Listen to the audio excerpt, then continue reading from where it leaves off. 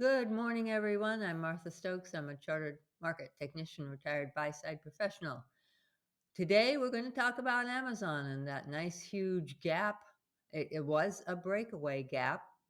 Breakaway gaps rarely fill because they are in response to something that is extremely positive, often that revenues and earnings increased, which they did for Amazon. Previously, we had the fundamental levels right here, and it was bouncing up and down in this range for quite some time. After its July report, it was down slightly, but held because the fundamental values were here. Who gets credit for all of this growth in Amazon? We had a massive growth quarter over quarter, 167 in June, over 180 now recently, and earnings are going up as well.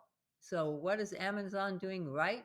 Its CEO is mastering a very challenging time for retail e-commerce, and it is doing it magnificently. And it sends out all kinds of incentives and helps and moving along. It's helping all of its small businesses. It is doing everything right. So the CEO gets credit for that. And this is very important. Now we have this gap. Is it going to fail? And it gapped again today. Well, this gap is likely to fail a little bit, at least with more selling, because this was a surprise. HFTs gapped it up. And then a lot of retail groups, memes groups, smaller funds came in and rushed to buy it. And so it was sold down by the HFTs and hedge funds that had gapped it up in the first place. So that was a very important thing that was going on. We also see this really tiny weak candle today on much lower volume. So it's likely that this is odd lot investors, odd lot retail traders, beginning traders, and all of those who don't know anything about the market, but they want to buy because they think that Amazon's going to go up forever. Well, it won't. But we can establish, based on the breakaway gap, the new level of which this company's earnings and revenues deserve to be. Its fundamental values are always in the stock chart. You don't have to go anywhere else but to see that that's where it is. The fundamental level was over here. Then we had the January, February, March, and April, and then the April flash crash because we had uncertainty, fear of something that might happen, fear of something that that the average retail investors, retail traders don't understand, so fear driven. But the dark pools came in, as they always do, at a certain percentage to support the market. They have a vast amount of money on their hands. If you combine all of the billionaires in the US and compare it to what the buy side institutions have, which I did over the weekend, their quantity of assets under management worldwide is enormous. It's about 145 to 150 trillion dollars right now because the market is moving up, the values are going up, and the billionaires are at a few trillion, 3 or 4 trillion. So they're a long ways behind. So the billionaires do not win this ticket. We have a wonderful sideways pattern that gapped up. Now we can expect to see a new form because it is fundamentally based that the dark pools will wait and then they'll start accumulating a little bit more. They had been accumulating and some had been rotating out, but that mostly that was smaller funds that were selling Amazon during this period. So we can see that. Now, what we want to remember is that this market is a 12-tier market. What do I mean by that?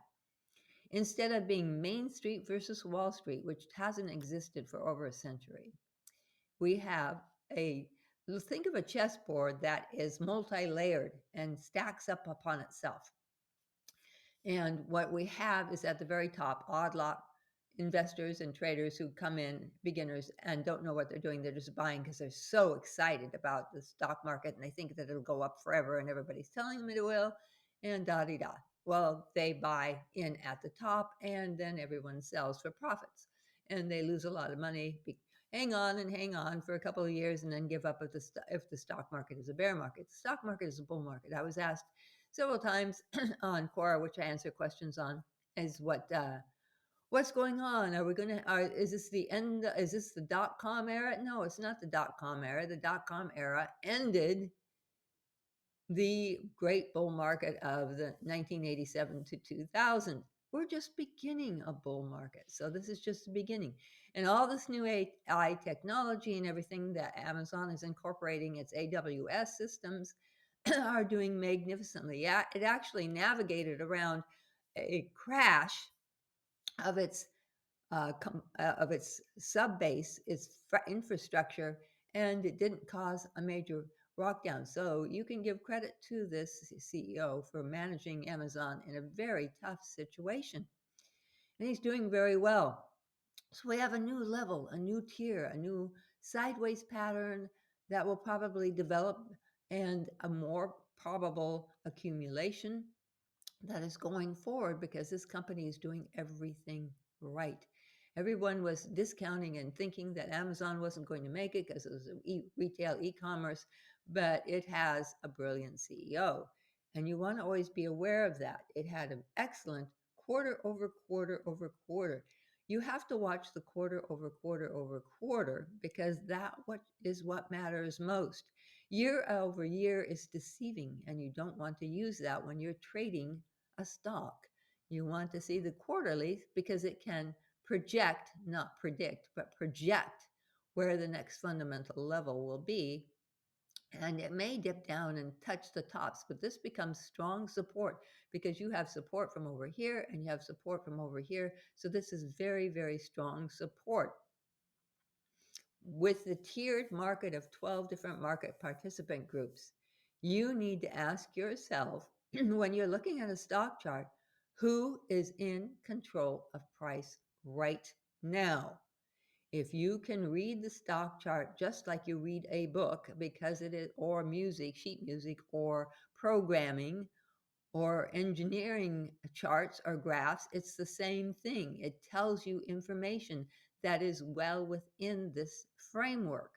And if you learn to be able to identify fundamental levels, and when it exceeds in gaps and breakaway, the breakaway has to be, it started here and it broke through this strong resistance level to establish a new high. This new high is definitely based on the foundation of a higher level of fundamental value. We all talk about technical analysis and technical this and candlesticks and stock charts and indicators and all these things, but the market foundation is based in the fundamentals, and the technicals simply explain it to you. The technical analysis helps you see where we are in the bigger picture of things and what is going to come probably, potentially in the future. We can always have a flash crash. There's always that potential for a flash crash to occur and have something come down and have a major correction. But with Amazon's fundamentals here and a new fundamental level here, even if there was a sudden flash crash because of some news or event or fear of an event that's a non-event, it will nestle into here and it will be supported by this previous fundamental value. That is extremely important to understand as you move forward, and whether you decide to start looking at the stock to buy and trade in the future or not. And this is an imperative. We can see this huge spike of volume, which told us that the volume is HFT. Now, one final thing before I close for the day. It is not the lot size that dictates the gaps. It is not the size of the share lots. It's not how many shares someone is buying. It is the quantity of lots, or the quantity of people all buying at once. Some of you are getting this confused, and it's critically important. When we have odd lot investors and new investors and beginners, there's this huge surge of very small to fractional lot orders. That quantity is what causes the HFTs to gap up a stock.